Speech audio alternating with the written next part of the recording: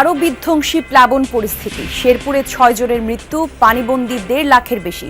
ময়মনসিংহ নেত্রকোনায় বানের জলে ভাসছে শতাধিক গ্রাম। রূপপুর পারমাণবিক প্রকল্পের ব্যয় পর্যালোচনার পরামর্শ বিশেষজ্ঞদের। দুর্নীতি অনিয়মে জড়িতদের দৃষ্টান্তমূলক শাস্তির দাবি। স্ট্যান্ডার্ড থেকে বেশি দিছি, সেই বেশি কেউ খেয়ে হজম করতে পারবে না। শুধু রাষ্ট্র সেটাকে আইডেন্টিফাই করে ডিক্লিয়ারেশন দিতে হবে, আর সেই ডিক্লিয়ারেশনটা থাকলে আদালত থেকে আমরা আদায় করে নিতে পারবো।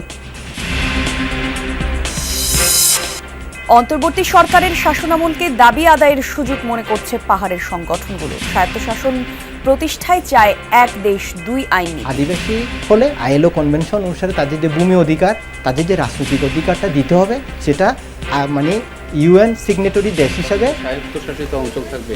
হ্যাঁ, সেরকম।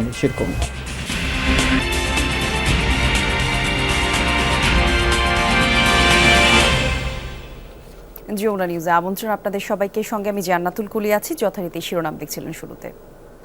আরও ভয়াল রূপে শেরপুর, ময়মনসিংহ এবং নেত্রকোনায় প্লাবন পরিস্থিতি। বৃষ্টির সাথে উজানের ঢল অব্যাহত থাকায় ডুবছে নতুন নতুন এলাকা, পানিবন্দী কয়েক লাখ মানুষ। শেরপুরে এখন পর্যন্ত 6 জনের মৃত্যুর খবর পাওয়া গেছে।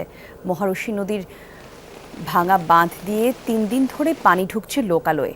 অন্যান্য নদ নদীর পানিও ভাসিয়েছে জনপদ। ডুবছে 5 উপজেলার অন্তত 20টি ইউনিয়ন। পানিবন্দী 1.5 লক্ষাধিক মানুষ। খোলা হয়েছে আশ্রয় কেন্দ্র। ঘরবাড়ি ছেড়ে অনেকেই সেখানে আশ্রয় নিয়েছেন, কিন্তু খাবার এবং বিশুদ্ধ পানির সংকট চরম। উদ্ধার তৎপরতা চালিয়ে যাচ্ছে সেনাবাহিনী এবং বিজিবি।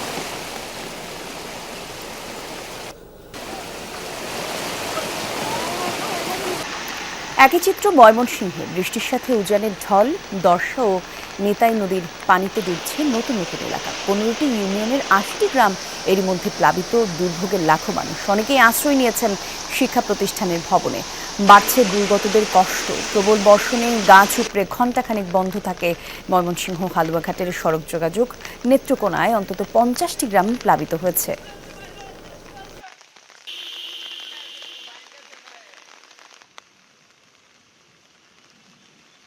রান্না বাড়া করতারি না, চুলা টুলা সব বুদ্ধি। আবার জমি সব পানি তোলা পড়ে আছে, বাইরে বসে গরদর বাসায় নিচে গা আমার একটা 3টা পুষ্টিনা ছিল, 15 লাখ টাকা মাছ ছিল, সেগুলো নিয়ে গেছে। 88-98 বন্যা হচ্ছে, অনেক মানে নাম করা আর কি, অনেক বড় বন্যা। এই বন্যা কেউ মানে এবার পিছিয়ে ফেলাই দিচ্ছে। দর্শক, প্লাবন পরিস্থিতির খবর জানাতে শেরপুর এবং নেত্রকোনা থেকে সহকর্মীরা যোগ দেবেন। শুরুতে শেরপুরে যাচ্ছি। সহকর্মী আদিল মাহমুদ উজ্জ্বল আমাদের সঙ্গে সংযুক্ত হয়েছেন। উজ্জ্বল, একটু জানাবেন উদ্ধার তৎপরতা এবং ত্রাণ বিতরণের কি অবস্থা সেখানে? নতুন নতুন গ্রাম প্লাবিত হচ্ছে, জানাবেন সেখানকার সর্বশেষ তথ্য।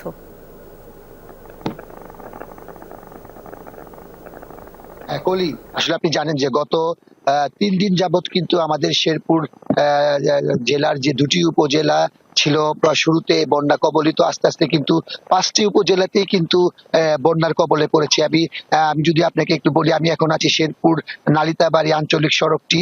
এই সড়কটি পুরোটাই কিন্তু প্রায় 1 কিলোমিটার ব্যাপী। সড়কে সম্পূর্ণ পানির নিচে চলে গেছে এবং শেরপুরের সাথে নালিতাবাড়ির সড়ক যোগাযোগ কিন্তু বন্ধ হয়ে গেছে। এবং এখানে প্রায় 50টিরও অধিক, আমি যেখানে দাঁড়িয়েছি 50টির অধিক মাছের ঘের, সমস্ত মাছের ঘের কিন্তু এখান থেকে পানির নিচে চলে গেছে এবং সমস্ত মাছ কিন্তু বের হয়ে গেছে। ইতিমধ্যে নালিতাবাড়ি এবং ঝিনাইগাতের অবস্থা কিন্তু ভয়াবহ। ত্রাণের কথা যদি বলি, গতকাল প্রশাসনের পক্ষ থেকে কিছু শুকনো খাবার বিতরণ করা হলো, তা কিন্তু প্রয়োজনের তুলনায় খুবই অপ্রতুল। এখন পর্যন্ত উদ্ধার কাজে সেনাবাহিনী এবং বিজিপি নালিতাবাড়িতে বেশ কয়েকটি ব্যাকওয়ার্ড পয়েন্ট থেকে বেশ কিছু বন্যা দুর্গত এলাকা থেকে উদ্ধার করেছে।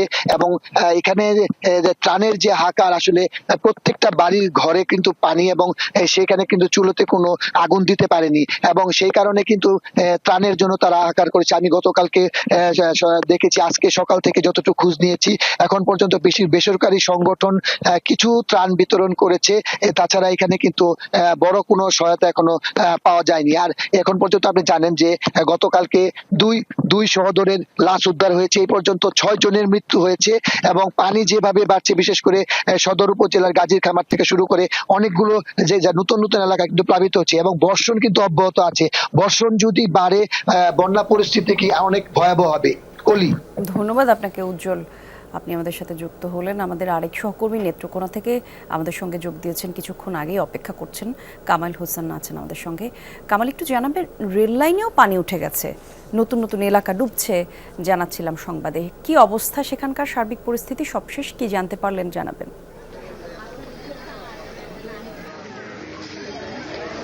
ধন্যবাদ করি। নেত্রকোনার জারিয়া এবং ময়মনসিংহ যে রেলপথ আছে সেই রেলপথটি আমি যদি দেখানোর চেষ্টা করি, রেলপথে কিন্তু পানি ঢুকে গেছে।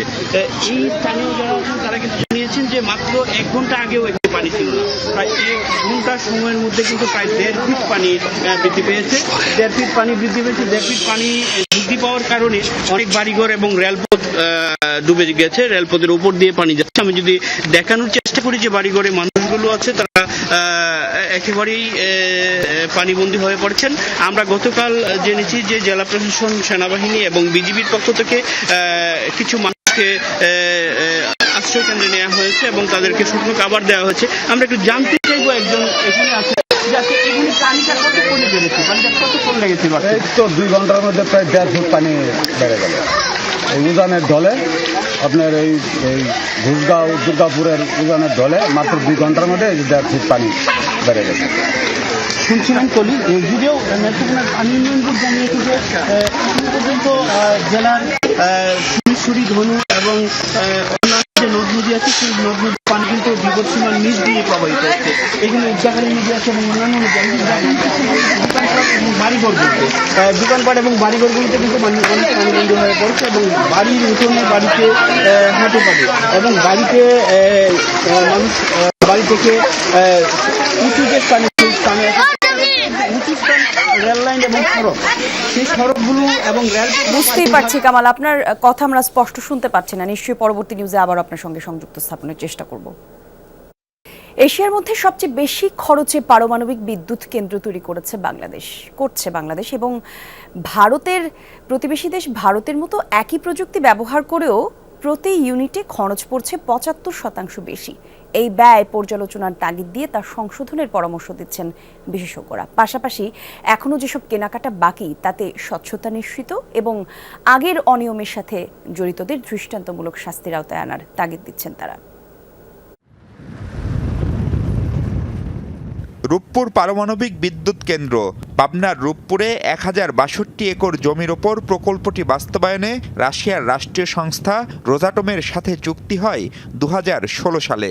পরের বছর 2017-তে শুরু হয় নির্মাণ কাজ।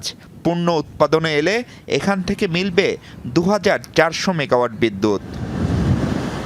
দেশের সবচেয়ে বড় এই প্রকল্পের খরচ 1,55,000 কোটি টাকারও বেশি। তার মানে প্রতি ইউনিটের কেন্দ্র নির্মাণে ব্যয় দাঁড়াচ্ছে 6,89,130 কোটি টাকা। মূল প্রকল্পের বাইরে অবকাঠামো তৈরিতে খরচ আরও 24,500 কোটি টাকা। এসব ব্যয় ভারতে নির্মিত একই প্রযুক্তির পারমাণবিক বিদ্যুৎ কেন্দ্রের তুলনায় দ্বিগুণেরও বেশি। এখন তো সব কিছুই একটা স্ট্যান্ডার্ড প্র্যাকটিস আছে। স্ট্যান্ডার্ড থেকে বেশি দিছি, সেই বেশি কেউ খেয়ে হজম করতে পারবে না। শুধু রাষ্ট্র সেটাকে আইডেন্টিফাই করে ডিক্লিয়ারেশন দিতে হবে, আর সেই ডিক্লিয়ারেশনটা থাকলে আদালত থেকে আমরা আদায় করে নিতে পারবো এবং আন্তর্জাতিক আদালত পর্যন্ত যেতে পারবো। আমার ভোক্তার স্বার্থ খর্ব করেছে সে এমন কোনো শক্তি আর এখন এই যুগে নেই যে তারা সেটা হজম করতে পারবে। প্রতি ইউনিটে নির্মাণ ব্যয়ের হিসাব করলে বাংলাদেশের চেয়ে বেশি খরচ হয় কেবল যুক্তরাজ্যে।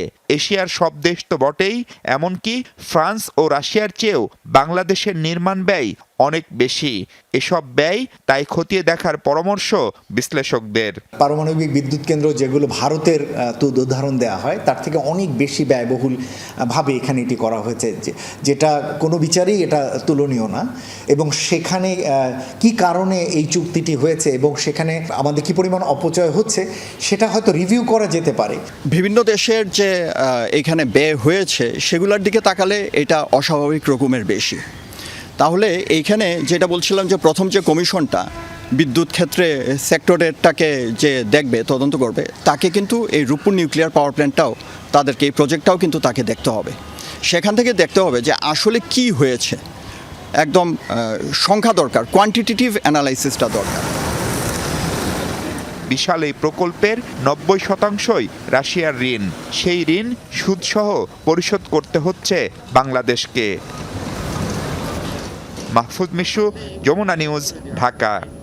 সংস্কারের পাশাপাশি নির্বাচনের প্রস্তুতিও চালিয়ে যাবে অন্তর্বর্তী সরকার। রাজনৈতিক দলগুলোর সাথে সংলাপ শেষে সংবাদ সম্মেলনে প্রধান উপদেষ্টার প্রেস সচিব শফিকুল আলম এই কথা জানান।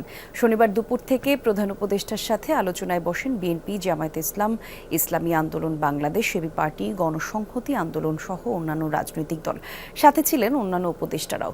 রাজনৈতিক দলগুলোর দাবির প্রেক্ষিতে প্রয়োজনে আরও সংস্কার কমিশন করা হবে জানান প্রেস সচিব। এ সময় প্রধান উপদেষ্টার বিশেষ সহকারী মাহফুজ আলমও বক্তব্য রাখেন। জানান, প্রশাসনের ভেতরে বাইরে ফ্যাসিবাদের দোসর হিসেবে যারা কাজ করছে তাদের বিচারের আওতায় আনা হচ্ছে। রাজনৈতিক সংলাপ চলমান প্রক্রিয়া, আর রাজনৈতিক দলগুলো এই সরকারের একটা অংশ। তাদের সাথে আলোচনা করেই রাষ্ট্র সংস্কারের কাজ করা হবে এমনটাও জানান।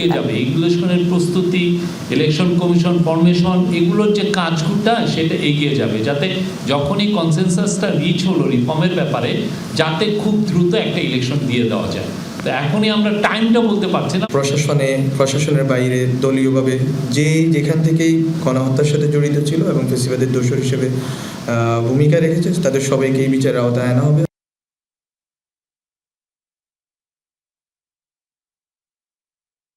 দাবি আদায়ে অন্তর্বর্তী সরকারের সময়কে মোক্ষম বিবেচনা করছে পাহাড়ের আঞ্চলিক সংগঠনগুলো। অধিকার বাস্তবায়নের সরকারকে চাপে রাখতে চাইছে তারা। যমুনা টেলিভিশনকে ইউপিডিএফ এর মুখপাত্র জানিয়েছেন, পার্বত্য এলাকায় স্বায়ত্তশাসন চান তারা। বলেন, বাঙালির পাশাপাশি শান্তিতে বসবাস করতে চায় পাহাড়িরা। সেজন্য এক দেশ দুই আইন প্রতিষ্ঠা করতে চান তারা। খাগড়াছড়ি থেকে ফিরে এসে আহমেদ রেজার রিপোর্ট, ছবি তুলেছেন লুৎফুর রহমান।